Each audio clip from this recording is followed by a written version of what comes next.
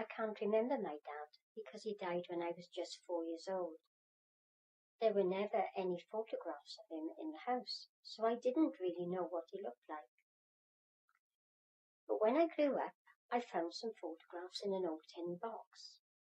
This is one of him on a bike, and on the back it says that he was just 17 years old.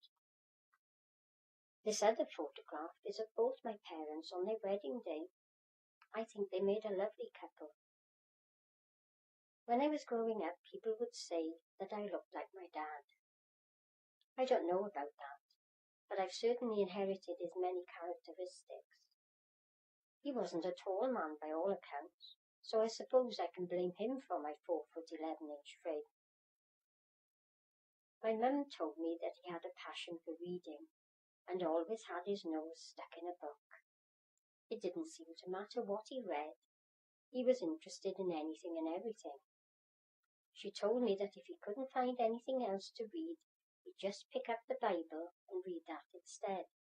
And once he opened a book, he couldn't put it down. He would get so absorbed in what he was reading that the house could have burnt down around him and he wouldn't have noticed it. I'm much the same, really. Time passing, people coming and going. None of them really impact on me when I'm reading, until someone actually comes up to me and pokes me in the ribs and says, "Oi, you." As I grew up, I used to fantasize about what my dad was like. I know he was honoured for bravery in the war, so he must have been a brave man.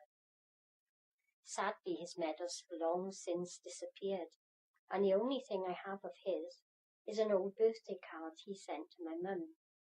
Do you know what? We even have the same scrawly handwriting. I was going through the photos recently and came across this one again of my dad when he was 17. And I realised that I was looking into the face of my eldest grandson, Andrew. They are so alike. I couldn't believe it. It's nice to know that I've passed his genes on, and through Andrew, my dad lives again.